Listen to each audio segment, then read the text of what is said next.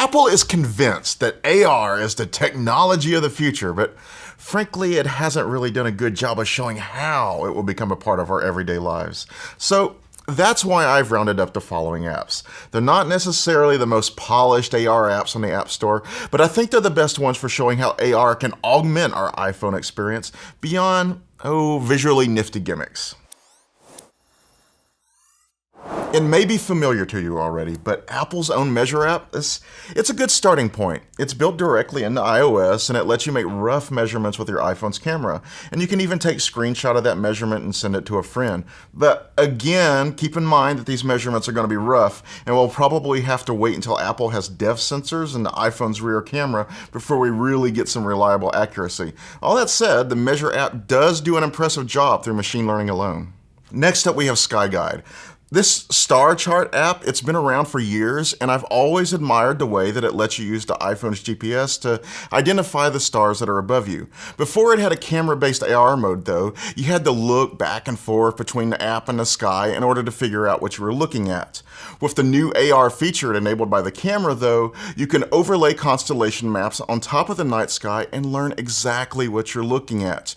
Or you could even use it during the day and see what the sky will look like on a specific date. The not so elegantly named Sunseeker Sun Tracker the not so elegantly named Sunseeker Sun Tracker Compass kind of follows the same idea, but the focus here is on the sun rather than all the other stars.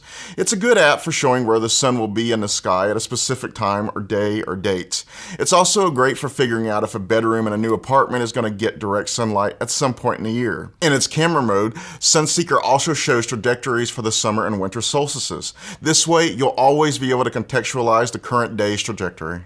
IKEA places a reminder that great AR apps don't have to be so mind-blowing. The concept here is simple. You choose a piece of furniture that you're interested in from the app, and IKEA Place lets you see how it will look in your office or apartment. It's a good way to tell if a piece of furniture is really going to work for your room before you spend a lot of money on it. JigSpace reminds me of those interactive museum exhibits for kids, but in this case, you're tinkering with digital AR models. There are about 60 so-called jigs to choose from, and that includes everything from the Gutenberg press to lightsabers. With each model, you'll get a step-by-step explanation of how each device works, and that includes the fictional ones. AR games usually, they're not all that fun, but I think Smash Tanks is an exception.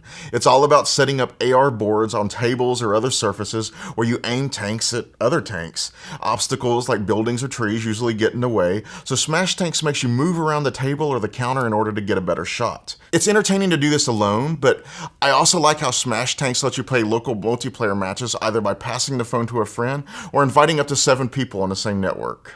Zombie Gunship Revenant AR is a fun game too, and it shows how games can really deliver a good AR experience without relying so heavily on the camera. So in this case, you place the battlefield down on a surface, and then you play as though you're piloting a military helicopter protecting a base from waves of zombies. To get the best shot, you're gonna have to move in close. You're gonna have to move around the table. It's fun, it's simple, and it doesn't overthink AR, and I'm a big fan of that. Not able to own a cat or a dog? Consider getting a dragon with AR Dragon.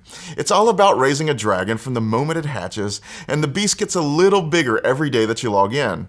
The camera-based AR interface does a good job of making it look as though the dragon is hanging out in front of you, and I like how it lets you feed your dragon or it lets you play ball with it. It's one of the best apps for seeing how fun it can be to interact with digital beings through AR. AR Runner does a good job of showing how AR can even augment exercise, and it does this mainly by letting you overlay the real world with checkpoints and open spaces. You can then run through these checkpoints and compare your times against other people in the world. It's a cool idea, but it's one that's probably going to be a lot more rewarding when we have AR glasses or contacts or whatever. As it is, you're always going to be jogging with your phone in your hand, and that's never not going to look weird. Euphoria Chalk is an app that has AR features that I'd love to see built right into FaceTime. So long as you and a friend both have the app, you can use the iPhone's camera on a call to point out things with hand-drawn arrows and circles and see this stuff in real time. In my case, it'd be perfect for helping out my dad with his tech support from almost 2,000 miles away. It's a good idea, but it's not without its limitations. You can only use the free version for calls that last for 3 minutes, for instance, and again, the lack of true depth sensors on the rear camera means that accuracy, it sometimes leaves a lot to be desired. That's it for now, but I'll say that I'm hoping to hear some big news about AR with the new iPhones, and I hope that stuff just blows these apps out of the water. For more on AR apps, be sure to subscribe to Macworld.